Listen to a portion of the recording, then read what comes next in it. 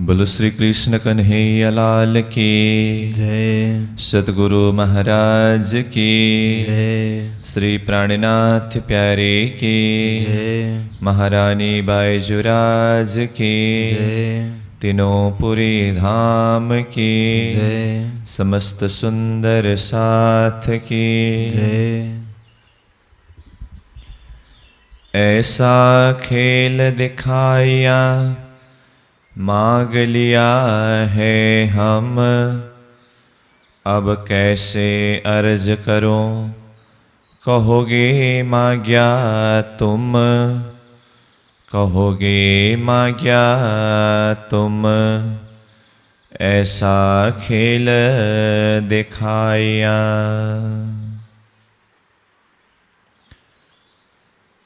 अक्षरातीत परब्रह्म परमात्मा धामधनी श्रीराज जी महाराज के असीम अनुकंपा के द्वारा महामती स्वामी श्री प्राणीनाथ जी प्रणीत तारतम सागर ब्रह्मवाणी अंतर्गत खिलवत ग्रंथ को लेकर कुछ वाणी चर्चा वाणी चिंतन करने के लिए हम उपस्थित हुए हैं। तो खिलवत ग्रंथ का भूमिका का प्रसंग,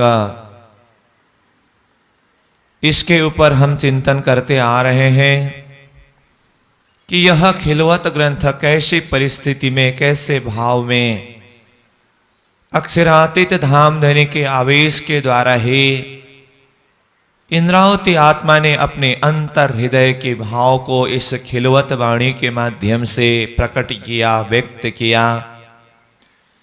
खिलवत ग्रंथ के अंदर डूबने के लिए, चिंतन करने के लिए हमारे में तैयारी कैसी होनी चाहिए, तो इस संदर्भ में कुछ चिंतन हम करते आ रहे थे। तो इसी प्रसंग को आज हम निरंतर आगे बढ़ाते हुए यह पहला नंबर चौपाई, ऐसा खेल दिखाया मांग लिया है हम, अब कैसे अर्ज करो कहोगे मांग्या तुम, इस चौपाई के ऊपर चिंतन करें। तो कल भी हम चिंतन कर रहे थे ऐसा खेल शब्द के ऊपर। तो यह ऐसा खेल, तो प्रश्न आता है खेल कैसा है। तो इसके लिए पूरी तरह से बीतक के प्रसंग के द्वारा खेल के विषय में और महामती प्राणीनाथ जी यह खिलवत वाणी पद्मावतीपुरी धाम के स्थान पर विराजमान होते समय उनके श्रीमुख से अवतरण हुआ। तो पद्मावतीपुरी धाम में पहुंचने से पहले कहां कहां कैसे परिस्थितियों से सामना करते हुए आगे बढ़ करके उनके अंतर हृदय में ये खेल के विषय में और श्री राज्य की कृपा के विषय में कितने अनुभव है, इन सारी बातों को भी हमें चिंतन करना होगा। क्योंकि यह तो प्राणीनाथ जी ने अपनी स्थिति, अपने अनुभव के द्वारा जिस मंजिल में, जिस परिस्थिति में, जिस अवस्था में है, उसी अवस्था से यह वाणी को प्रकट किया है। परंतु हमें इस वाणी को समझने के लिए हमें अपनी तरफ से भी तो उसी मंजिल में, उसी स्थान में, उसी लेवल में पहुंच करके श्रवण करना होगा। कोई कहने वाले, बोलने वाले 10 मंजिल ऊपर बैठ करके बोल रहे हैं और सुनने वाले नीचे जमीन में ग्राउंड फ्लोर में बैठ करके सुन रहे हो, तो 10वीं मंजिल की बातें ग्राउंड फ्लोर में बैठने वाले तो अच्छी तरह से सुन नहीं पाएगा ना। तो उसके लिए तो सुनने वाला को भी ऊपर जाना होगा, वो 10वीं मंजिल में, उसी स्थान में, उसी लेवल में पहुंचना होगा। तब जा करके बात को सही हिसाब से सुन सकते हैं, समझ सकते हैं। इसी तरह से महामती प्राणीनाथ जी ने ये महाकारण दशा में, यानी कि परमधाम के ही भाव से वो महाकारण दर्जा में उतर करके आत्मा भाव में पहुंच करके वो खिलवत खाना श्री राज्य के साथ में वो एकांत बैठक में उस भाव से जो किया हुआ अर्जी, पुकार, हमें उसी भाव में पहुंच करके ही चिंतन करने से बात समझ में आएगी और अंतर हृदय में ये भाव को प्रकट कर सकते हैं। तो बीतक के सारे प्रसंगों को चिंतन करने के विषय में भी हम चिंतन कर रहे थे, चर्चा कर रहे थे। तो आज हम इसी चौपाई को महामती प्रणिनाथ जी ने वाणी के अंदर ही इससे पहले खेल के विषय में किस तरह से प्रस्तुत किया है, कहा है, इस बात को भी सारांश स्वरूप में कुछ चिंतन करें। और यहीं पर खिलवत वाणी में ही आगे के चौपाइयों के माध्यम से खेल के विषय में किस तरह से परिचय देते हैं। तो ऐसा खेल कहने का मतलब उनके अंतर हृदय में खेल के विषय में क्या कुछ बातें हैं, इन विषयों के ऊपर हम चिंतन करेंगे। और कहते हैं ऐसा खेल दिखाया है प्रियतम धाम धनी श्रीराज जी महाराज, आपने हमें ऐसा खेल दिखाया। फिर आगे कहते हैं मांग लिया है हम। खेल के विषय में तो कुछ हम चर्चा करेंगे ही, परंतु जरा सा ये दूसरी चरण को भी देखें तो कहते हैं खेल जैसा भी हो, परंतु खेल के संदर्भ में जब बात उठी तो अगर हे राज्य महाराज आपको अगर अर्जी करो, विनती करो, आपने ऐसा खेल दिखाया, क्यों दिखाया करके कहो तो आप यही कहेंगे ना, मांग लिया है हम, ये खेल तो हमने ही मांगा था, इसलिए कहेंगे आप तुमने ही तो मांगा था। तो इंद्रावती आत्मा कहती है हे धनी आपने ऐसा खेल दिखाया है, ये खेल तो वास्तव में हमने ही मांगा है। जब हमने ही खेल मांगा और हमने मांगा हुआ खेल को आपने दिखाया, तो अब यहाँ खेल में बैठे बैठे अब आपको अर्जी भी किस तरह से करो, विनती भी किस तरह से करो, अब कैसे अर्ज करो, किस तरह से आपको अर्जी करो। अगर अर्जी करो तो भी आप क्या कहेंगे, आपका जवाब यही है मुझे पता है, कहोगे मांगा तुमने ही तो मांगा था। तो इस तरह से ये चौपाई का सार भाव क्या दिखाई देता है, खेल हमने ही मांगा था, इसीलिए राज्य महाराज अब हम खेल में बैठ करके अगर राज्य को प्रार्थना भी करें, पुकार भी करें, विनती भी करें, तो राज्य महाराज यही कहेंगे हे आत्माओं आप लोगों ने ही तो खेल मांगा था, अब मुझे क्या अर्जी करोगे, क्या विनती करोगे। इसका मतलब खेल हमने मांगा। तो ये खेल हमने क्यों मांगा, कब मांगा, यह महाकारण लीला के प्रसंग और सृष्टि की उत्पत्ति की कारण प्रसंग की बातें हैं। वैसे तो ये बहुत विस्तृत बात है, फिर भी जरा सा हम खेल हमने कैसी परिस्थिति में कब मांगा और धनी ने हमें खेल किस तरह से दिखाया, और यहाँ ऐसा खेल शब्द प्रयोग कर रहे हैं तो खेल कैसा है, इन प्रसंगों के ऊपर हम जरा सा चिंतन करें। जब यह स्वप्निक सृष्टि की उत्पत्ति ही नहीं हुई थी तो महामती प्रणिनाथ जी ने कहा ना ईश्वर ना मूल प्रकृति ता दिन की कहो आपा बीती। जब यह सृष्टि के आदि ईश्वर और जिस शक्ति ने सृष्टि का विस्तार किया मूल प्रकृति यह कुछ भी नहीं था, ता दिन की कहो आपा बीती, उस दिन हमारे में क्या बीती थी और हमारा मूल बीतक क्या है। परमधाम से महामती प्रणिनाथ जी ने अपनी बीतक को, अपनी वृतांत को समझाया है। चाहे महामती प्रणिनाथ जी की वाणी के माध्यम से हो, चाहे धर्म ग्रंथ के शब्द के माध्यम से हो, सब का कहना यही है। वर्तमान हम जिस जगत में बैठे हुए हैं, जिस संसार में बैठे हुए हैं, वैसे तो इस संसार को विविध नाम से, अलग अलग नाम से संबोधन किया है, पुकारा है। संसार, भवसागर, मोहजल, दुनिया, ऐसे ऐसे बहुत सारे शब्द के द्वारा ये संसार के विषय में परिचय दिया है और इसको जगन्नाटक एक खेल का रूप में भी समझाया है। परंतु ये संसार जो है, ये संसार की उत्पत्ति हुई है। तो अब संसार की उत्पत्ति हुई कहते ही ये संसार की उत्पत्ति किसने किया, कब उत्पत्ति हुई, क्यों उत्पत्ति किया गया, ये बहुत सारे प्रश्न आ जाता है। तो ये संसार के उत्पत्ति के पूर्व दिव्य परम धाम होना अथवा प्रियतम परमात्मा अक्षरातीत धाम धनी होना, जो प्रकाश का स्वरूप, नूर का स्वरूप, दिव्य स्वरूप, चिदघन स्वरूप, शाश्वत स्वरूप, अखंड स्वरूप, उस स्वरूप उनके विषय में धर्म शास्त्र के माध्यम से भी कहा है कि जब यह स्वप्निक सृष्टि की उत्पत्ति नहीं हुई थी, उस समय में दिव्याति दिव्य पूर्ण ब्रह्म परमात्मा प्रियतम अक्षरातीत श्री कृष्ण, जिन्हें श्रीमद् भागवत गीता ने उत्तम पुरुष के नाम से संबोधन किया है, वही थे। ब्रह्मा विष्णुस्स रुद्रा सुरपति रमरा ना सूरा नैव पृथिवी नापो नाग्निर्न वायो न च गगनतलम नो देशो नैव काल नो वेदा नैव यज्ञ न च रविशशि न विधिर्न विकल्प सज्ज्योति सत्यमेकम जयति तत्पदम सच्चिदानंद मूर्ते। जिस समय में यहाँ संसार में वर्तमान त्रिदेव के रूप में जाने जाते हैं, जो 14 लोक ब्रह्मांड का मालिक है, ब्रह्मा विष्णु महेश, तो यहाँ कहा ब्रह्मा विष्णु रुद्रा, ब्रह्मा विष्णु और रुद्र यानी कि महेश, इनकी भी उत्पत्ति नहीं हुई थी। और सूर्य चंद्र आकाश वायु अग्नि जल पृथ्वी, यह कुछ भी उत्पत्ति नहीं हुई थी, न तो वेद न तो यज्ञ न तो कुछ सत्कर्म। यहाँ सत भी नहीं था, असत भी नहीं था, अणु भी नहीं था, परमाणु भी नहीं था, ये कुछ भी नहीं था।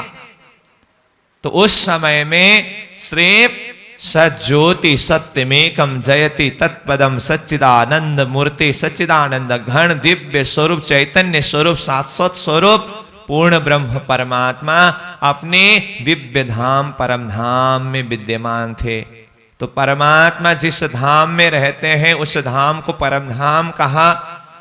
परमात्मा परम ज्योति परम धाम परागति सर्व वेदांत सारोहम सर्व शास्त्र सुनिश्चित। इस तरह से परमात्मा का धाम परम धाम के विषय में धर्म शास्त्र ने भी साक्षी दिया है। और परमात्मा का स्वरूप कैसा है? वो दिव्य स्वरूप है, चिदघन स्वरूप है, चिदादित्यम किशोरांगम परे धाम में विराजितम स्वरूपम सच्चिदानंदम निर्विकारम सनातनम। वो चिदघन स्वरूप है, दिव्य स्वरूप है, निर्विकार स्वरूप है, सनातन स्वरूप है। इस तरह से ये स्वप्निक जगत सृष्टि, ये खेल शब्द के द्वारा यहाँ जो बता रहे हैं, ऐसा खेल दिखाया करके, तो ये खेल की उत्पत्ति होने से पहले दिव्याति दिव्य पूर्ण ब्रह्म परमात्मा अपने निज वतन परम धाम में विद्यमान थे। और सच्चिदानंद घन पूर्ण ब्रह्म परमात्मा जो स्वयं चिदघन स्वरूप में विद्यमान है, और पूर्ण ब्रह्म परमात्मा श्रीराज जी महाराज अनादि अक्षरातीत श्री कृष्ण जी के आनंद का स्वरूप अथवा अल्लादिनी शक्ति श्यामा जी महारानी है। श्यामा जी ने अंग हो सुंदर साथ, श्यामा जी के अंगना स्वरूप, श्यामा जी के नूर का स्वरूप 12,000 ब्रह्म प्रियाएं आत्म समुदाय है। तो इस तरह से परम धाम के अंदर राज्य श्यामा जी और 12,000 आत्माएं, और यहाँ से भी आगे यह चेतना का विस्तार, आनंद का विस्तार, खूब खुशहाली, पशु पंखी बाण जंगल महल मंदिर, ये सारा 25 पक्ष परम धाम श्रीराज जी का ही चेतना का विस्तार है, श्रीराज जी का ही नूर का विस्तार है। तो इसीलिए परम धाम के अंदर यावत वस्तु पदार्थ जो कुछ भी है वो सारा चैतन्य स्वरूप है। इसीलिए महामती प्रणिनाथ जी क्या कहते हैं, ये संसार में स्वप्निक जगत के अंदर, खेल के अंदर जिस तत्व को, जिस वस्तु को चेतन करके कहा, वास्तव में ये चेतन नहीं है, ये तो जड़ तुल्य है। परंतु दिव्य परम धाम के अंदर जितने भी स्थिर रहने वाला भी वस्तु है, देखने में वो जड़ जैसे लगते हैं, परंतु परम धाम में यावत वस्तु पदार्थ सामग्री चैतन्य स्वरूप में विद्यमान है। चेतन कहावे झूठी जिमी सो सब जड़ तू जान, जो थीर कहावे अरस में सो चेतन सदा परमान। परम धाम के अंदर तो स्थिर रहने वाले वस्तु भी जितने भी है वो सारा सदा सर्वदा चेतन रूप में है। ऐसा क्यों क्योंकि श्री राज्य की ही चेतना का विस्तार सारा 25 पक्ष परम धाम में विविध स्वरूप में विस्तार हुए हैं। चेतना के विस्तार के संदर्भ में जरा सा हम उदाहरण के द्वारा भी समझें तो जैसे परब्रह्म परमात्मा स्वरूप यहां संसार में आकर के अपनी लीला को जाहिर करने लगे ना, द्वापर का समय में ब्रजमंडल में आकर के, तो श्री कृष्ण जी की बहुत सारी लीलाएं हैं। उसमें से ये प्रसंग में मैं एक लीला की प्रसंग को उदाहरण के रूप में जोड़ना चाहता हूं। जब श्री कृष्ण जी ग्वाल वालों के साथ में गौ बछड़े चराने के लिए वृंदावन चले गए तो एक समय में ब्रह्मा जी ने ग्वाल वाल गौ बछड़ा सबको हरण कर दिया। तो उस समय में श्री कृष्ण जी को पता चला, अच्छा ये ब्रह्मा जी ने मेरी परीक्षा करने के लिए ये खेल ये चाल रची है, तो चलो कोई बात नहीं। श्री कृष्ण जी ने अपने ही अंदर के योग शक्ति के द्वारा जैसे के तैसे ग्वाल वाल गौ बछड़े स्वरूप धारण करके वृंदावन से वो गोकुल में पधारे। तो देखिए तो श्री कृष्ण स्वयं किस तरह से गौ रूप, बछड़े रूप, ग्वाल वाल रूप बने। तो एक से अनेक अपने ही चेतना का विस्तार उन्होंने इस तरह से यहाँ जगत में लीला करते समय भी विस्तार किया है ना। 11 वर्ष 52 दिन की ब्रज लीला पूरी होने के पश्चात जब रास लीला का समय आया, रास मंडल के अंदर यावत वस्तु पदार्थ सामग्रियां जो कुछ भी है वो सारा का सारा योग माया के शक्ति के द्वारा स्वयं परब्रह्म परमात्मा स्वरूप ने ये अनंत स्वरूप में चेतना का विस्तार किया है ना। ये सारा चेतना का विस्तार है। तो योग माया के वृंदावन रास मंडल में भी यही हम चिंतन कर सकते हैं। तो परमधाम के अंदर वो मूल स्वरूप में है, तो मूल स्वरूप में तो 25 पक्ष परमधाम के अंदर जो कुछ भी है ये सारा का सारा परमात्मा की चेतना, श्री राज्य की ही चेतना है, वो ब्रह्म स्वरूप है।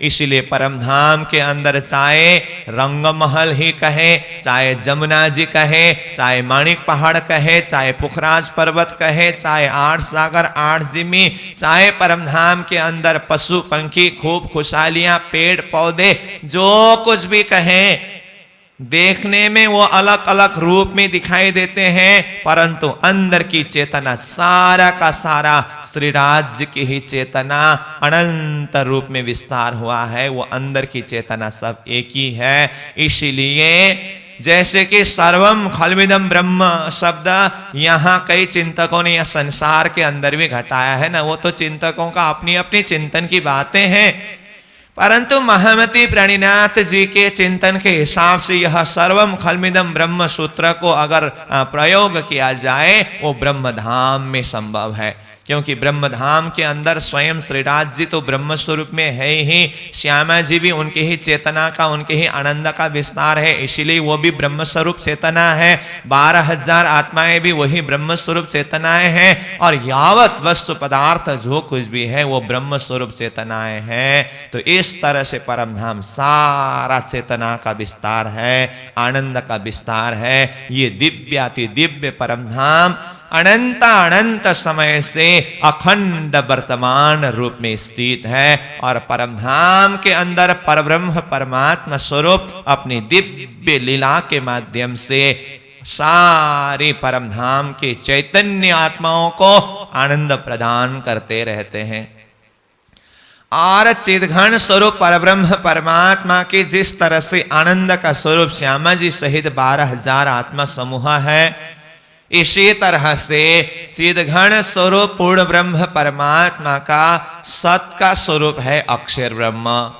तो अक्षर ब्रह्म अक्षरधाम में रहते हैं। लीला के हिसाब से उनकी बाल लीला है, जिनकी बाल लीला वो स्वयं अपनी प्रकृति के द्वारा नयन के पाओ पल में इशारत कई कोट ब्रह्मांड उपजत खपत, पल भर में ब्रह्मांड बनाना और क्षण भर में मिटाना, उनमें से निमेष भ्यम ब्रह्मांड प्रलय दय। तो इस तरह से कहा है। तो ये अक्षर की लीला है, जागृत की कल्पना में ही वो ब्रह्मांड को बनाते हैं और मिटाते हैं।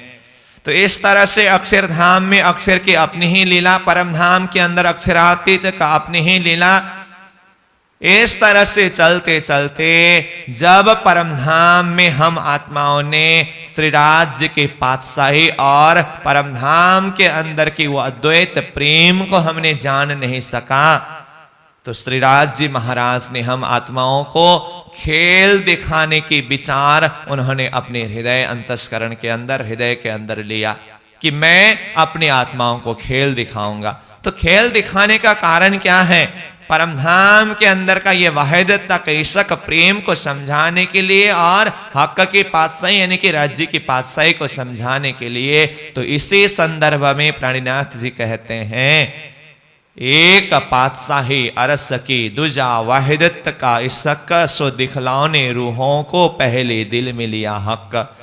तो श्री राज महाराज ने दिल में लिया कि एक पातशाही अरस की दूजा वाहिदत का इशक, एक तो राज्य की पातशाही और परमधाम के अद्वैत प्रेम को समझाने के लिए पहले दिल में लिया हक। श्री राज्य महाराज ने दिल में लिया। अब उसके पश्चात परमधाम के समय के हिसाब से आज का दिन जिस तरह से नित्य प्रति अक्षर ब्रह्म, अक्षरातीत पूर्ण ब्रह्म परमात्मा श्री कृष्ण धाम धनी श्री राज्य महाराज को दर्शन करने के लिए आते हैं, उसी तरह से आज का समय में भी जब अक्षर ब्रह्म दर्शन करने के लिए आए तो श्री राज्य के ही प्रेरणा, श्री राज्य के ही हुक्म, श्री राज्य के ही अंतरंग लीला के माध्यम से आज का दिन हम आत्माएं और अक्षर के बीच में एक आपस में देखना हुआ। तो जैसे ही अक्षर ब्रह्म को हम आत्माओं ने देखा तो हमारे मन में विचार आया, प्रश्न आया, ये अनजान पुरुष कौन है? तो उसके बाद श्री राज्य महाराज के साथ में प्रश्न उत्तरी हुई। तो ये इसक रब्द प्रेम संवाद की बात है। इसको महामती प्राणीनाथ जी ने वाणी में कई प्रसंग के द्वारा कई जगह में समझाया है और यही खिलवत ग्रंथ के अंदर भी आगे जाकर के ये इसक रब्द प्रेम संवाद के विषय में चिंतन कराया है। और बीता ग्रंथ में भी लालदास जी महाराज ने महाकारण लीला के प्रसंग से ये सृष्टि उत्पत्ति के कारण को बताते हुए सृष्टि विस्तार का प्रसंग बताते समय ये प्रसंग के ऊपर भी चिंतन किया है। उन्होंने शुरू किया ना, अब कहूं फेर के मोल मिलाव की वितक, जैसी आज्ञा धनी की सो बाता बुजुर्ग। पहले मूल अद्वैत में भोम जहां इसक, तहां प्रेम रब्द में भया हुक्म हक। देखिए ऐसे ऐसे शब्द है, मतलब वो अद्वैत भूमि प्रेममय भूमि में वहां इसक रब्द हुआ, प्रेम संवाद हुआ और वो प्रेम संवाद के अंदर इसक रब्द के अंदर भया हुक्म हक। हक श्री राज्य महाराज ने, परमात्मा ने हम आत्माओं को हुक्म किया। तो हुक्म क्या किया?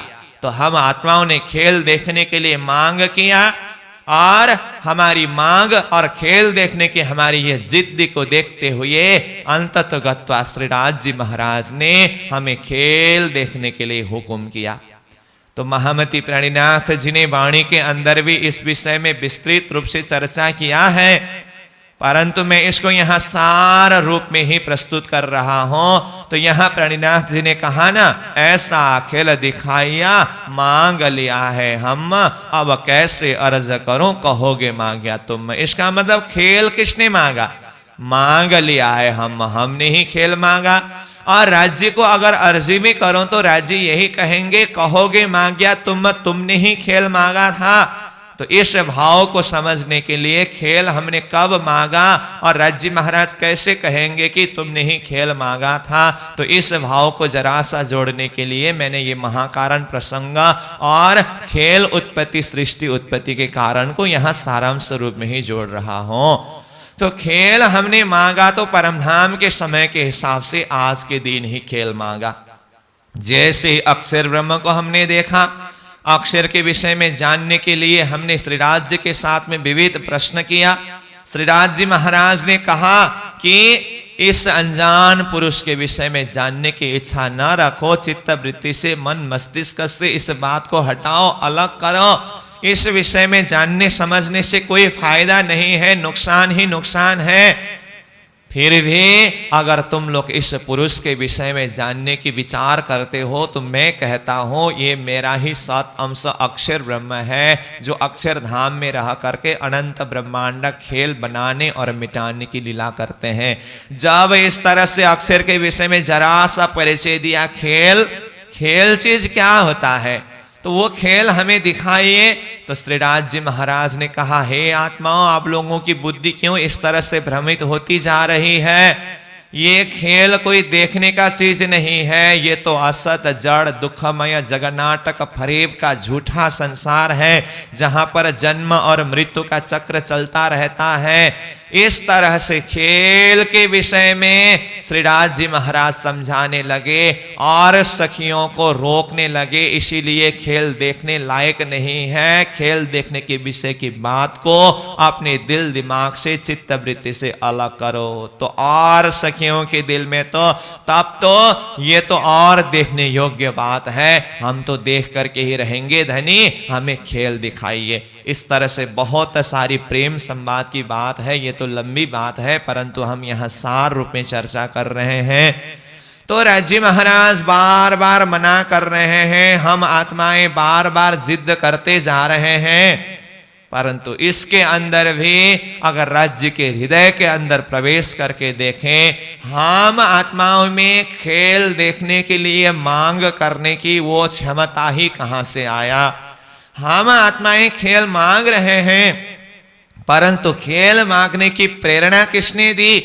तो इस प्रसंग में भी प्रन्यास जी कहते हैं, ये उपजाए हमारे धनी सो तो बातें हैं अति घनी, नेकता में करो रोशन संशय भान देव सबन। वैसे वास्तव में श्रीराज जी महाराज ने ही हमारे दिल के अंदर यह प्रेरणा को जागृत कराया है कि हम खेल मांगे।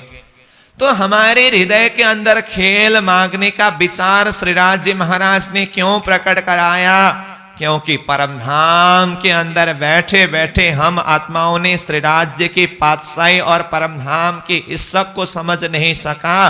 तो श्रीराज जी महाराज का मुख्य ध्येय है, मैं अपनी आत्माओं को किस तरह से राज्य की पातशाही, ये परमधाम का पातशाही और परमधाम की इज्जत को समझाऊं। तो श्रीराज जी ने सोचा, आत्माओं को असत जड़ दुखमय संसार जगन्नाटक दिखाए बिना परमधाम की शाश्वत प्रेम को मैं समझा नहीं सकता।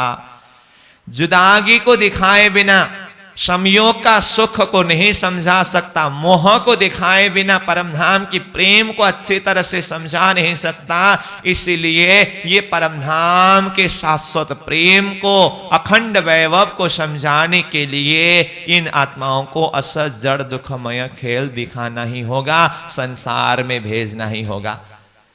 देखिए, परमधाम के प्रेम को समझाने के लिए श्रीराज जी महाराज ने भी अपनी आत्माओं को खेल के अंदर, संसार के अंदर भेजने की ये प्रबंध करनी पड़ी।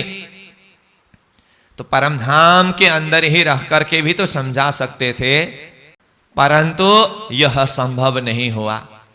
इसलिए प्रणिनाथ जी कहते हैं, कोई बात हक से न हो वही ऐसा न कहियो कोई, पर एक बात ऐसी बक्का मिने सो हक से भी न होए। कहते हैं ना, परमात्मा चाहे तो क्या असंभव है? सब कुछ परमात्मा के द्वारा ही संभव है, उनके हुक्म के द्वारा ही संभव है। कर्तुम अकर्तुम अन्यथा कर्तुम इति ब्रह्म करके कहा है। तो इसीलिए कहते हैं, कोई काम खुदा से न हो वही ऐसा न कहियो कोई। परमात्मा के द्वारा कोई कार्य असंभव है, हो नहीं सकता है, इस तरह से कोई मत कहना, क्योंकि परमात्मा के द्वारा सब कार्य संभव है। परमात्मा के द्वारा भी जो असंभव हो, फिर वो किसके द्वारा संभव है? तो इस बात को भी जरा सा प्रस्तुत किया, परंतु प्रणनाथ जी आगे बढ़कर के कहते हैं, पर एक बात ऐसी बक्का मिने सो हक से भी न होए। परंतु एक बात जो अखंड परमधाम के अंदर श्रीराज जी के द्वारा भी संभव नहीं हुआ।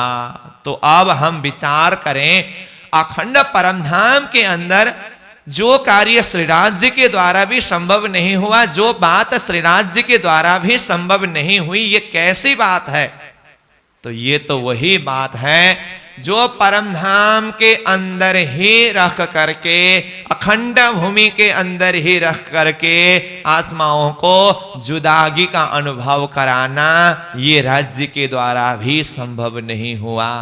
जुदागी को समझाए बिना परम धाम के शाश्वत प्रेम को समझा नहीं सकते, और आत्माओं को परम धाम के अंदर ही रख करके यह वियोग का खेल दिखाना सो हक से भी न होए, ये राज्य के द्वारा भी संभव नहीं हुआ।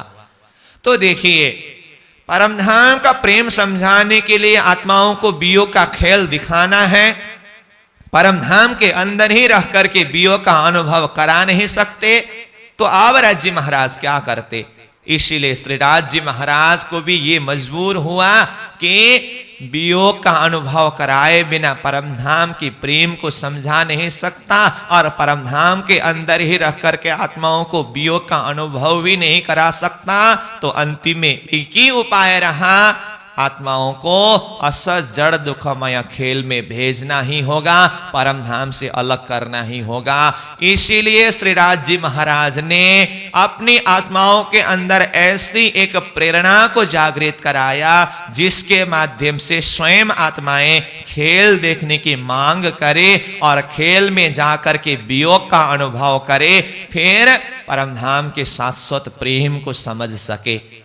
श्रीराज जी महाराज ने दिल में ये बात को लेकर के खेल मांगने के लिए, खेल देखने के लिए ये जिज्ञासा को प्रकट कराया, और उस तरफ अक्षर ब्रह्म को भी एक माध्यम बना करके परम धाम की अखंड लीला, शाश्वत प्रेममय लीला को दर्शन करने के, अनुभव करने की ये प्रेरणा को जागृत कराया।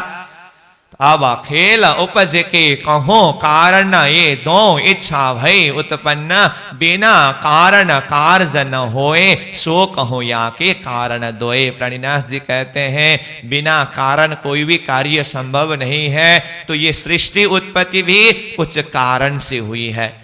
तो सृष्टि उत्पत्ति की कारण क्या है? तो इसके लिए कहते हैं दो कारण है। तो ये दो कारण क्या है? अक्षरातीत परब्रह्म परमात्मा की दिव्य आत्माओं को अक्षर ब्रह्म का असत जड़ दुखमय संसार जगन्नाटक खेल देखने की इच्छा, और अक्षर ब्रह्म को परम धाम के अंदर के अखंड शाश्वत प्रेममय लीला को दर्शन करने की इच्छा।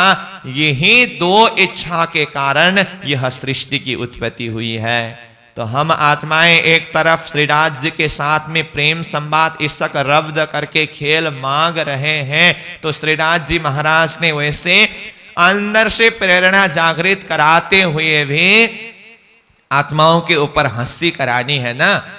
तो ये हंसी कराने के लिए सखियां खेल मांग रही हैं, तो राज जी महाराज रोकने का भी एक नाटक कर रहे हैं। तो अंदर से तो श्रीराज जी ही विचार को प्रकट करा रहे हैं, परंतु सखियां खेल मांगते समय राज्य महाराज रोकने का जैसा भी एक ढंग को रच रहे हैं। इसीलिए तो कहते हैं ना, जब यह बात पिया ने सुनी तब बरजे हंसी करने घनी। जब यह बात पिया ने सुनी, मतलब प्रियतम धाम धनी ने जब यह बात सुनी, कौन सी बात? कि हम सखियों ने कहा राज्य महाराज हम खेल देखेंगे। जब खेल देखेंगे यह बात श्रीराज जी महाराज ने सुना, हमें खेल दिखाइए। खेल देखने के लिए हमने मांग किया। जब राज्य महाराज ने ये बात सुनी तो प्रणनाथ जी कहते हैं तब बरजे, राज्य महाराज ने रोका। परंतु राज्य महाराज ने ये रोकने का अभिप्राय क्या था? आगे स्वयं प्रणनाथ जी ने खुलासा किया, हंसी करने घनी। हंसी कराने के लिए राज्य महाराज ने रोका, परंतु अंदर से प्रेरणा को जागृत कराने वाले तो स्वयं श्रीराज जी महाराज हैं। तो हमने अपनी जिद्द को छोड़ा नहीं। राज्य महाराज ने बार बार हे आत्माओं मत जाओ मत जाओ मत जाओ, संसार में आग पानी पत्थर को ही पूजोगे, अपने आप को भूलोगे, धनी को भूलोगे, धाम को भूलोगे, संसार को ही सब कुछ मानोगे। अनादि से हम यही घर में बैठे हैं करके संसार का झूठा घर झूठा कबीला को ही सब कुछ मान बैठोगे। तो हम आत्माओं ने क्या कहा? राज्य महाराज ये तो कभी भी संभव ही नहीं है। क्या सागर से लहर का अलग होना संभव है? जल से शीतलता का अलग होना संभव है, फूल से सुगंध का अलग होना संभव है, मिश्री से मिठास का अलग होना संभव है। जिस तरह से यह कुछ संभव नहीं है, आपके प्रेम से, आपके इश्क से हम अलग हो, ये तो बिल्कुल ही संभव नहीं है। हे राजी महाराज, अगर हमारी बात के ऊपर आपको विश्वास नहीं आया हो तो परीक्षा करके देखिए। 100 बार देखो, अजमाए के मोमिन भूले न कब। 100 बार हमारा परीक्षा करके देखिए, हम आपकी अंगना अपने आप को नहीं भूलेंगे, आपको नहीं भूलेंगे, ये घर को नहीं भूलेंगे, ये हमारा वादा है।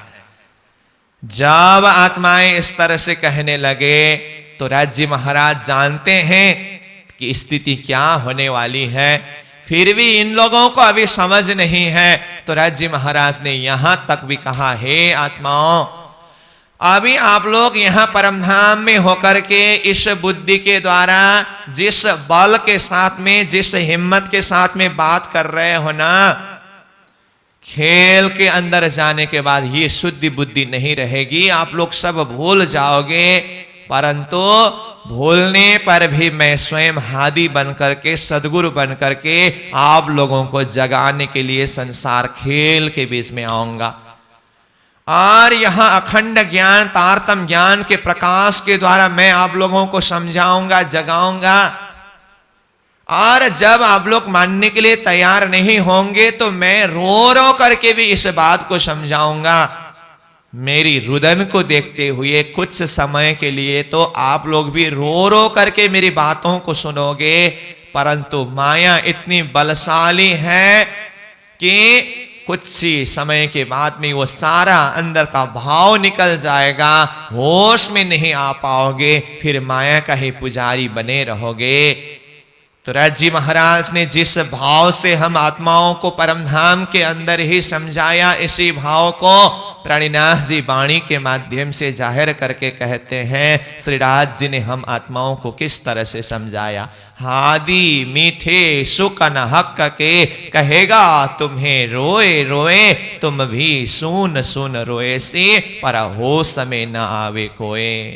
मैं हादी बन करके आऊंगा, मैं सतगुरु बन करके आऊंगा, और मैं रो रो करके ये सारे खेल के विषय में और अपना मूल वतन परमधाम के विषय में, परमधाम के सुख के विषय में आप लोगों को समझा करके कहूंगा।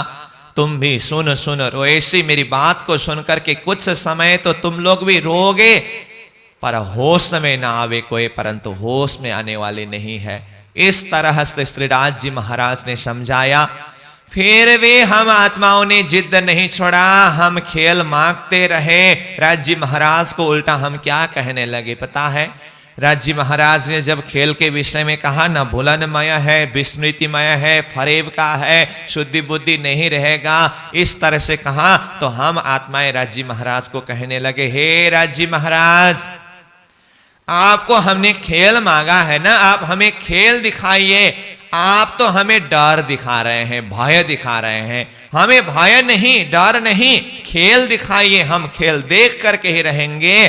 तो कितना जिद करके हमने ये खेल को मांगा। इसीलिए ये भाव को यहाँ खिलवत वाणी में प्रारंभ में ही प्राणीनाथ जी प्रस्तुत करते हैं। ऐसा खेल दिखाया, ये जो खेल है ऐसा खेल आपने दिखाया है धनी, परंतु आगे स्वयं कहती है जो भी करें और जो भी कहें, मांग लिया है हम, ये खेल तो हमने ही तो मांगा है ना। तो इसीलिए अब खेल हमने मांगा, राज्य महाराज ने हमने मांगा हुआ खेल को दिखाया, तो अब अर्जी कैसे करें, किस तरह से अर्जी करें, विनती करें। अगर हम अर्जी भी करें तो राज्य महाराज यही शब्द कहेंगे, यही बात निश्चय है, कहोगे मांगा तुमने ही खेल मांगा था, अब देखो भोगो, जो कुछ भी करो। मैंने पहले ही तुम लोगों को समझाया था, माना नहीं, अब तुम लोगों ने मांगा हुआ खेल मैंने दिखाया। राज्य महाराज यही कहेंगे।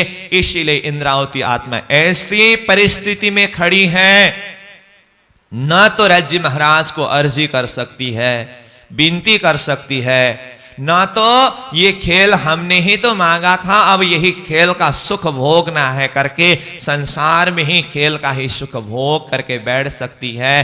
कैसी परिस्थिति में इंद्रावती आत्मा खड़ी है, ऐसी परिस्थिति के द्वारा ये खिलवत वाणी प्रारंभ हुई है। इसीलिए मैं अगले बैठक से ही इस भाव को प्रस्तुत करते आ रहा हूं ना। ये खिलवत वाणी जो है दरवाजा का स्थान में स्थित है, मतलब ज्ञान के माध्यम से पूरी तरह से आत्मा जागृत हुई। ज्ञान के प्रकाश के द्वारा ये शरीर झूठा है, संसार झूठा है, ये माया भुलौनी का बाजार है और ये संसार का सारा संबंध झूठा है, इस विषय में आत्मा को कोई संदेह नहीं है। और मैं अखंड शाश्वत आत्मा स्वरूप परमधाम की अंगना, श्री राज्य की अंगना हूं, इस विषय में भी कोई शंका नहीं है। और मेरा संबंध सिर्फ और सिर्फ श्री राज्य महाराज के साथ में है। मेरा मूल वतन, मूल घर ठिकाना परमधाम है, इस विषय में भी कोई संदेह नहीं है। तो ज्ञान के प्रकाश के माध्यम से संसार सारा नाशवंत है, संसार का संबंध झूठा है और परमधाम ही सच्चा है। श्री राज्य महाराज ही सत स्वरूप है और श्री राज्य के साथ में जो संबंध है, ये संबंध ही असली संबंध है। इस विषय में आत्मा को कोई संदेह नहीं है। ज्ञान के द्वारा, समझ के द्वारा पूरी तरह से श्री राज्य के साथ में संबंध कायम हुआ। इसीलिए कलश वाणी में ही संबंध के विषय में प्रणिनाथ जी ने कहा ना, ज्ञान के द्वारा जब ये संसार झूठा है, परमधाम सत्य है, श्री राज्य के साथ में हमारा संबंध है करके ये मूल संबंध का जब शुद्धि हुई तो कहते हैं संबंध मूल को मैं तो पाओ पल छोड़ो न जाए, अब छल बल मोहे कहा करे, मोह आद थे दियो उड़ाए। देखिए तो ज्ञान के द्वारा हृदय में कितने दृढ़ विश्वास है। संबंध मूल को मैं तो पाऊं पल छोड़ो न जाए। मेरा जो मूल संबंध है, मूल संबंध मतलब परमधाम का संबंध, श्री राज्य के साथ का संबंध, आत्मा का संबंध, इस संबंध को अब मैं पाओ पल भर के लिए भी छोड़ नहीं सकता और छोड़ूंगा नहीं। जब मैंने मूल संबंध को जाना, श्री राज्य के साथ का संबंध को पहचाना, अब छल बल मोहे कहा करे। अब ये मायावी छल का बल मुझे क्या कर सकेगा? कुछ नहीं कर सकेगा। क्यों? क्योंकि मोह आद थे दियो उड़ाए। ये मोह जो है ना, जिस मोह के द्वारा ये मिथ्या रूप संसार का विस्तार हुआ है, इस मोह को मैंने आद से ही, पेड़ से ही, शुरुआत से ही उड़ा दिया, अपने हृदय अंतस्करण से अलग कर दिया। अब मुझे यह मोह कुछ बिगाड़ नहीं सकेगा, माया कुछ अपना प्रभाव नहीं डाल सकेगा, क्योंकि मैंने सच संबंध, मूल संबंध को कायम किया है। तो देखिए इस तरह से आत्मा पूरी तरह से जागृत हुई है। एक राज्य महाराज के अलावा किसी से भी संबंध नहीं है कहने में आत्मा को कोई संदेह ही नहीं है। तो इस तरह से राज्य के साथ में पूरी तरह संबंध लगने के बाद अब आत्मा क्या चाहती है? परात्मा स्वरूप में उठ करके परमधाम का सुख का अनुभव करे, परमधाम के अंदर अपनी सुरता को प्रवेश कराएं। इस तरह से अपने चिंतन को ले गए संसार से उठा करके, परंतु जैसे ही परमधाम का दरवाजा में अपने चिंतन को, अपनी सुरता रूप को पहुंचाया, परमधाम के अंदर प्रवेश होने नहीं दिया।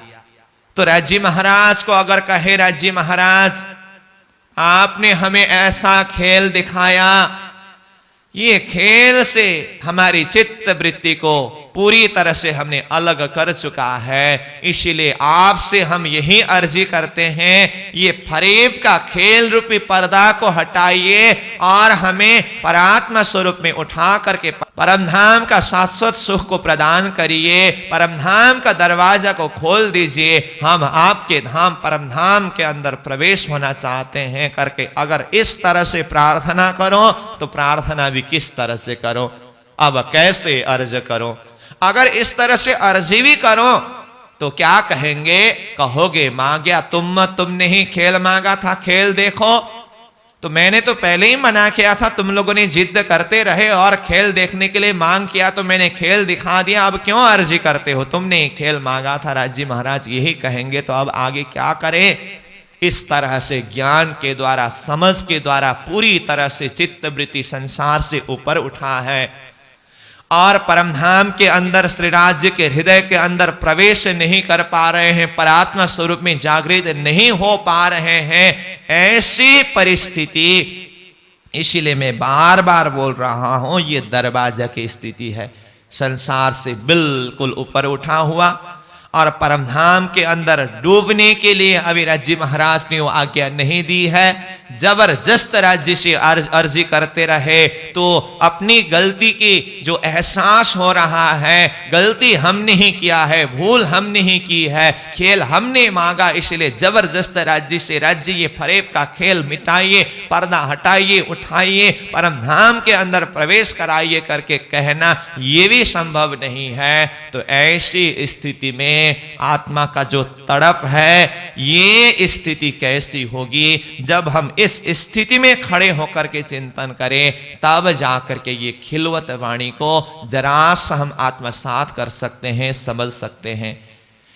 फिर भी इंद्रावती आत्मा ने जैसे भी परिस्थिति में हो, आखिर हूं तो मैं धामधनी की अंगना हो और जैसे भी मेरे द्वारा जो भी भूल हुई हो, आखिर राज्य महाराज तो सर्वगुण संपन्न है ना, वो तो कृपा का सागर है ना, मेहर का सागर है ना, दया का सागर है ना, इसीलिए मुझे जो भी हो अपनी तरफ से श्री राज्य महाराज को अर्जी तो करना है, प्रार्थना तो करना है, विनती तो करनी है। इसीलिए मैं अपने भाव को श्री राज्य में विनती करता हूँ, प्रार्थना करता हूँ, अर्जी करती हूँ। इस भाव से श्री राज्य महाराज को बिल्कुल अंतरंग भाव से, वो एकांत भाव से की हुई प्रार्थना, अर्जी और समर्पण भाव, यही एकांत बैठक का, गुज्य बैठक का ये भाव, खिलवत यानी कि एकांत बैठक, ये एकांत पुकार है, आत्मा का आर्त पुकार है, जो इस तरह से खिलवत वाणी के माध्यम से जाहिर हुआ। तो ऐसा खेल दिखाइया, जो खेल हमने मांगा और जिस खेल हमने मांगने के कारण हम राज्य को अर्जी भी करने का काबिल नहीं रहे। अगर राज्य को अर्जी भी करे तो राज्य यही कहेंगे, जवाब भी पता है कि खेल तुमने ही मांगा था। हाँ, दूसरी बात यह भी है, अगर हम अर्जी करें और हमने अर्जी करते समय राज्य महाराज कहे कि हे सखियां, खेल तो तुमने ही मांगा था ना, करके कहते समय आत्माओं के अंदर एक जवाब है। अगर राज्य कहे कि खेल तुमने ही मांगा था, तो आत्मा ये कह सकती है, राज्य महाराज खेल हमने मांगा तो जरूर है, परंतु खेल मंगवाया किसने? आपने ही तो मंगवाए। ये उपजाए हमारे धनी सो तो बातें हैं अति घनी, ये भी तो आपके इल्म के द्वारा, आपके ज्ञान के द्वारा समझ दिया। इसका अर्थ क्या है? हमने तो खेल मांगा परंतु मंगवाया, आपने दिल में ये प्रेरणा को जागृत कराया तो आपने ही है, तो हमारा क्या दोष है? ऐसा भी कह सकते हैं।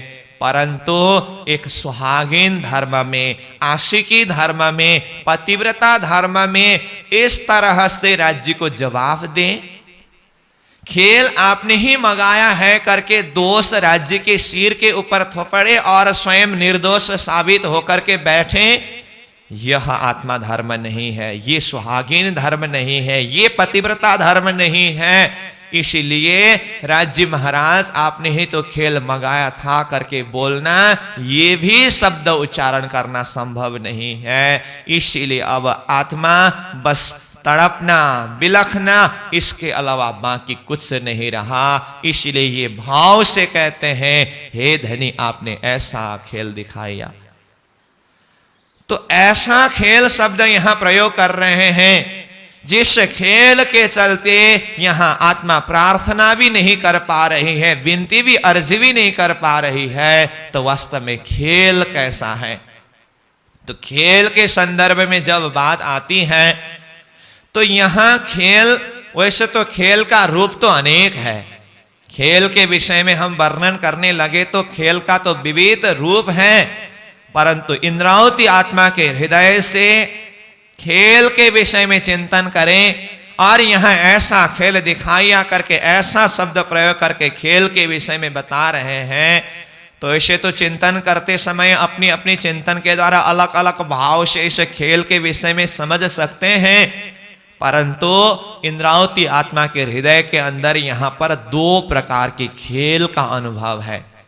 एक अंतरंग अनुभव के द्वारा वो ऐसा खेल शब्द प्रयोग कर रही है, और एक बहिरंग खेल के विषय में भी उनको जानकारी है, क्योंकि यहाँ यह खिलवत वाणी के पहला प्रकरण का पहला नंबर चौपाई है, ऐसा खेल दिखाया शब्द प्रयोग किया, और दूसरी तीसरी चौथी आगे के इसी प्रकरण के जो अगली चौपाइयों के द्वारा ये खेल के विषय में किस तरह से ये खेल का अनुभव आत्मा कर रही है, और यहाँ से ऊपर उठना क्यों किस तरह से चाहती है, ये खेल किस तरह से झूठा है, निराश है, इस विषय में आगे स्वयं प्रज्ञा जी ने यहाँ प्रस्तुत किया है, जो सारांश रूप में आगे हम एक एक चौपाई के द्वारा अथवा चौपाई का सारांश भाव के ऊपर चिंतन करेंगे।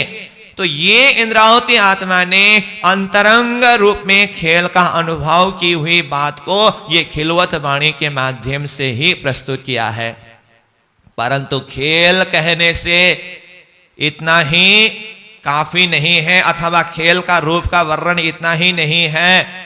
तो ऐसा खेल शब्द के ऊपर चिंतन करें, तो इससे पहले मैं बार बार बोल रहा हूं ना, रास ग्रंथ से लेकर के खुलासा ग्रंथ तक का चिंतन होने के पश्चात ये खिलवत ग्रंथ अथवा खिलवत वाणी प्रारंभ हुई है। तो बीता के माध्यम से भी खेल को विषय में चिंतन करने का प्रसंग हम कल भी चर्चा कर रहे थे, और आज भी प्रारंभिक प्रसंग में वही कल के विषय को जोड़ने के लिए, ऐसा खेल शब्द को समझने के लिए बीता के माध्यम से चिंतन करना होगा करके हमने इस भाव को भी जोड़ा है। तो बीता के द्वारा खेल को देखें तो इंद्रावती आत्मा ने अपने जीवन में ही ये संसार का खेल उतार चढ़ाव कैसे कैसे परिस्थितियों को सामना करते हुए आगे बढ़ चले, बीत के द्वारा भी हम चिंतन कर सकते हैं।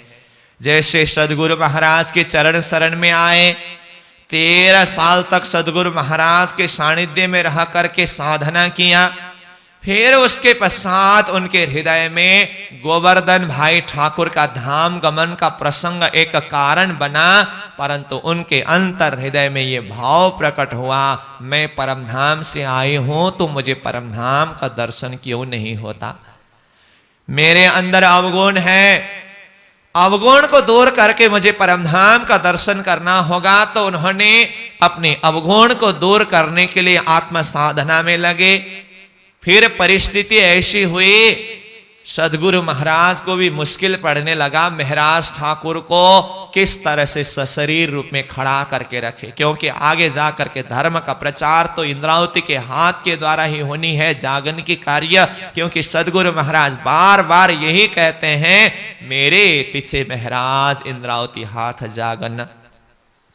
तो उनके अंदर से वैराग्य को दूर करने के लिए और भविष्य में धर्म प्रचार के लिए इनको ही खड़ा करना है, इस बात को सोच करके वैराग्य को दूर करने के लिए विदेश यात्रा के लिए सदगुरु महाराज ने हुक्म किया। विदेश के भूमि में कैसे कैसे परिस्थितियों को सामना करना पड़ा, ये भी खेल की ही बात है। 5 साल के विदेश यात्रा के पश्चात सदगुरु महाराज के चरण शरण में आए, परंतु परिस्थिति ऐसी बनी थी सदगुरु महाराज ने प्रणाम भी स्वीकार नहीं किया। ये भी तो खेल का ही अनुभव की बात है, ये भी माया का असर है। करते करते अंततो गत्वा घर में भाभी का ताना का वचन, सदगुरु महाराज धाम जाते समय, धाम जाने से पहले सदगुरु महाराज इंद्रावती आत्मा को बुलाने के लिए बार बार सुंदर साथ को भेज रहे हैं, समाचार देने वाले भी कोई नहीं है सही हिसाब से। फिर भी अंत में सदगुरु महाराज के कृपा के द्वारा सदगुरु के चरण शरण में आना हुआ। बाद में सदगुरु महाराज का धाम गमन हुआ।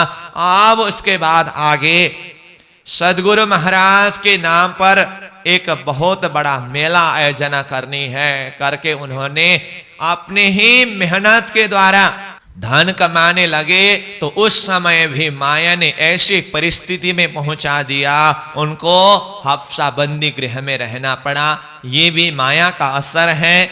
इसीलिए ये सारी बातें और आगे जाकर के यहां तक विक्रम संवत 1720-21 के समय में वो अपनी तरफ से निस्वार्थ भाव से देश का सेवा, राज्य की सेवा, मानवता की सेवा के लिए वो आगे बढ़ चले।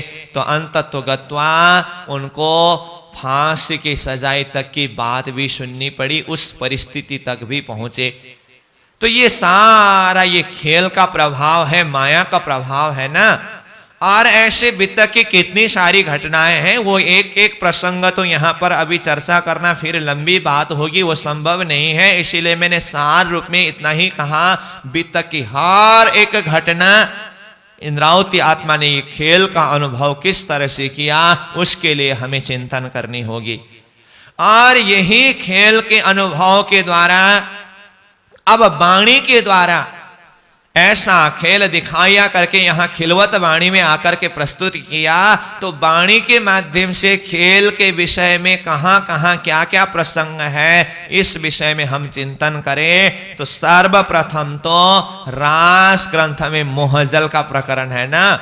हवे पहला मोहजलनी कहूँ बात, तेता दुख रूपी दिन रात, दावा नल बले कई भात, तेनी कटली कहूँ विख्यात। इस तरह से ये मोहरूपी सागर, संसार सागर का जो गुण का वर्णन किया है, ये भी तो खेल की बात है, ये भी तो माया की बात है। और ये मायावी शक्ति ने, खेल का शक्ति ने इंद्रावती आत्मा के साथ में किस तरह से युद्ध करने के लिए आए। मारो केड़न मुख्य नार, बाकी सब के साथ में तो ये मोहनी, ये माया ने अपना हथियार को लेकर के युद्ध छेड़ता रहा, परंतु मेरा भी पीछा नहीं छोड़ा। और मैंने भी बार बार माया के साथ में युद्ध किया।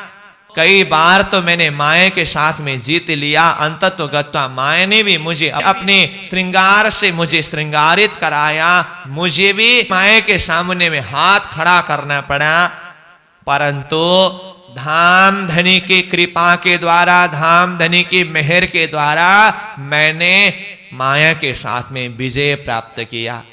बाहें ग्रही लई निशरी, मैं तृण युद्ध किधा फरी फरी, पछे गत मत मारी हरी, लई बस पोताने करी। धाम धनी ने मेरी बाह पकड़ करके ये माया के मुख से निकाल करके अपने चरण शरण में, अपने आश्रय में रखा, तब जा करके मैं माया से अलग हो सका। इसीलिए माया से, संसार से, खेल से अलग होने के विषय में वो स्वयं कहते हैं, कृपा करसो अमज तनी, सीखा मन देवो अति घनी, अहे निश लेवो अमारी सार, तो मोहजल उतरसो पार। इस तरह से धामधनी श्री राज्य की कृपा के द्वारा ये मोहजल से पार पाने की भाव को मोहजल का प्रकरण रास ग्रंथ में ही उन्होंने वर्णन किया है। इसका मतलब ऐसा खेल शब्द को चिंतन करने के लिए हमें रास ग्रंथ में मोहजल का प्रकरण के द्वारा भी चिंतन करना होगा। और प्रकाश ग्रंथ में भी खेल के विषय में बहुत सारे शब्दों के माध्यम से प्रणिनाथ जी ने वर्णन किया है। प्रियतम धाम धनी स्वरूप सदगुरु महाराज पधारे थे, परंतु ये खेल का प्रभाव, माया का शक्ति हावी होने के कारण आत्मा सदगुरु की वियोग रूपी अग्नि में जल बल करके अपने आप को कुर्बान न कर सका। अभी तक भी यह देह में खड़ी है। ये माया का प्रभाव है, ये खेल का प्रभाव है। आत्मा को इस तरह से भुला करके रखा है। प्रकाश वाणी में भी इस तरह से खेल की शक्ति, माया की शक्ति के विषय में समझाया है। और प्रकाश वाणी के प्रसंग में ही गांगजी भाई को सदगुरु महाराज ने जब 12,000 ब्रह्मात्माओं को जगा करके परमधाम ले जाने की बात समझाने लगे, तो गांगजी भाई ने भी सदगुरु के समक्ष में ये खेल के विषय में समझाया हुआ प्रसंग ये भी प्रकाशवाणी में है। तो यहां से भी हम जान सकते हैं ऐसा खेल मतलब कैसा खेल है। और विशेष करके वैसे तो सारे ग्रंथों में अलग अलग प्रसंगों में ये खेल के विषय में, संसार के विषय में चर्चा किया है, परंतु मूल रूप में देखें तो जिस तरह से रास ग्रंथ में मोहजल का प्रकरण में खेल के विषय में समझाया और कलश वाणी में और विस्तृत पूर्वक विशेष करके ये खेल के विषय में समझाया है। कलश वाणी में प्रारंभिक प्रसंग में ही जब प्रियतम धाम धनी ने दर्शन देकर के अनादि का 5 प्रश्न पूछा, वो 5 प्रश्न का जवाब श्री देवचंद्र जी ने अभी तक की साधना के बुद्धि के द्वारा दे न सका। अंतिम में कहा, बीद सारी या कि कहो इन जीमी के प्रकार। ये संसार तुमको कैसा लगा, ये संसार के विषय में, खेल के विषय में कहो। तो अब सुंदरबाई सखी यानी कि देवचंद्र जी महाराज ने ये खेल के विषय में किस तरह से कहा, इसी भाव को इंद्रावती आत्मा ने अपने अनुभव के द्वारा भी ये खेल के विषय में समझाया हुआ प्रसंग कलश वाणी के प्रारंभिक प्रसंग में ही है। और आगे जाकर के कलश वाणी में खेल का प्रकरण, खेल में खेल, पंथ पैरिणी खेचा खेच, बैराट की जाली, वेद की जाली, इन प्रकरणों के माध्यम से जो कुछ भी बातें खुलासा किया है, ये सारा का सारा ये खेल का प्रसंग है। तो जो मूल प्रसंग को मैं सारांश रूप में यहाँ पर जोड़ रहा हूँ, उन प्रसंगों को यहाँ विस्तृत पूर्वक चर्चा करना ये अभी संभव नहीं है, परंतु ऐसा खेल शब्द के ऊपर चिंतन करना हो तो वाणी के अंदर ही कहाँ कहाँ किस तरह से समझाया है, उसके बाद हम उसी ग्रंथों को, उसी प्रकरणों को खोल करके एक एक चौपाई के द्वारा चिंतन करेंगे और वहां से खेल के विषय में जानकारी लेंगे। तब जाकर के खिलवत वाणी में ऐसा खेल दिखाया शब्द प्रयोग किया तो खेल कैसा है ये हमें शुद्धि होगी। तो इस तरह से कलश वाणी में विशेष करके खेल के विषय में समझाया और ये हास्य का प्रकरण के माध्यम से भी ये संसार खेल किस तरह से ये हंसी का है वहां पर भी खेल के विषय में समझाया। बहुत जगह हमें खेल के विषय में समझाया है और ये सारे अनुभव के द्वारा, सारे समझ के द्वारा खिलवत वाणी में आकर के कहते हैं ऐसा खेल दिखाया। परंतु ये बहिरंग खेल की बात है। जैसे मैंने पहले ही कहा ना, इंद्रावती आत्मा ने ऐसा खेल दिखाया शब्द प्रयोग किया तो खेल के विषय में उनके हृदय में 2 प्रकार का समझ है। एक तो बहिरंग खेल, सारा समग्र में संसार कैसा है, खेल का असर, सृष्टि का असर, माया का असर, मोह का असर, कहां कहां किस किस को किस तरह से असर किया है, समस्त सृष्टि की खेल की गतिविधि के ऊपर चर्चा किया, ये बहिरंग खेल है। परंतु खिलवत वाणी के अंदर सिर्फ वह बहिरंग खेल के साथ ही संबंध नहीं है, वो तो है ही, परंतु इंद्रावती आत्मा ने अंतरंग भाव से भी ये खेल के विषय में उस गहराई से समझा है। संसार का अपना खेल का गतिविधि वो तो है ही, परंतु इंद्रावती आत्मा की वो अंतरंग भाव को देखें तो यही खेल रूपी पर्दा के कारण श्रीराज जी महाराज के साथ में अलग होना, परम धाम के सुख से अलग होना, राज्य के चरण तले बैठे हुए भी दूर दराज ऐसी हो गई, कभी राज्य महाराज का दर्शन करने का अवसर ही नहीं मिल रहा है, एक शब्द भी सुनने को नहीं मिल रहा है। तो राज्य के साथ में अलग होने का दर्द, जुदागी का दर्द, ये उनका अंतरंग खेल का समझ है। जब इस तरह से बहिरंग रूप में भी खेल में अशांति है और अंतरंग रूप में भी खेल के समझ के द्वारा अशांति है, तब जाकर के और रूह विलखने लगे, आत्मा तड़पने लगे। जैसे बिरह का प्रकरण है ना, जब महामती प्रणिनाथ जी उदयपुर से मंदसौर पहुंचे तो उदयपुर के सुंदर साथ के प्रसंग से मंदसौर में बिरह वाणी का प्रकरण अवतरण हुआ। यहाँ पर भी तो ये अंतरंग बहिरंग दोनों भाव का विरह, दोनों भाव का पुकार है, मतलब दोनों प्रकार की समस्या के द्वारा ये बिरह का प्रकरण अवतरण हुआ है। बहिरंग समस्या मतलब तत्कालीन समय में मुगल शासक औरंगजेब बादशाह के मुगल सैनिकों ने चारों तरफ से ऐसी परिस्थितियों को खड़ा कर रखा है आत्माएं अपने घर में शांति से बैठने को नहीं मिल रहा है, पहाड़ों में, जंगलों में, पर्वतों में जा करके छुप छुप करके बैठना पड़ रहा है। बाहर की परिस्थिति, बहिरंग परिस्थिति भी ऐसी है। और आत्माओं की अंतरंग परिस्थिति को देखें, आप ओ लखावी अलगो थयो अमथी, जे कोई हुती तामसियों सिरदार, बासना रुदन करे जलधार। प्रियतम धामधनी ने अपना परिचय दे करके, धामधनी अपने से अलग होने का जो दर्द है ना, अंतर आत्मा का जो तड़प है ना, ये अंतरंग अनुभव है ना। बाहर से शांति से बैठने दिया, बाहर की परिस्थिति भी ऐसी है और अंदर से आत्मा की स्थिति भी ऐसी है। ऐसी परिस्थिति में जब आत्मा पूरी तरह से डूब रही है, तो अब तामसी सखियों का भी खेल देखने की इच्छा पूरी होने का प्रसंग यही प्रसंग में है ना। तो हबे हारिया हारिया कहो बार केटली, राखो रोतियो करो निर्मल नार, कहे श्री महमती मारा धनी धाम ना, आरे अरज रखे हंसी मा उतार। इस तरह से आत्माओं ने पूरी तरह से समर्पण होकर के राज्य को किया हुआ अर्जी का भाव वो विरह का प्रकरण में भी है। ठीक उसी तरह यहाँ खिलवत वाणी में इंद्रावती आत्मा की परिस्थिति ऐसी ही है। तो इंद्रावती आत्मा तो एक माध्यम बनकर के इस भाव को प्रस्तुत कर रहे हैं, क्योंकि इंद्रावती आत्मा राज्य के साथ में सीधा अपना भाव को प्रस्तुत कर सकते हैं, परंतु सारी आत्मा की, जागृत आत्मा की परिस्थिति है ये। बहिरंग भाव से रास ग्रंथ में, कलश ग्रंथ में जो मुख्य रूप में खेल के विषय में समझाया हुआ ये परिस्थिति है, और इंद्रावती आत्मा के अंतरंग भाव राज्य के चरण से अलग होने का दर्द है। ये सारी परिस्थितियों को समझते हुए राज्य महाराज से अर्जी करते हुए ये भाव को व्यक्त कर रहे हैं।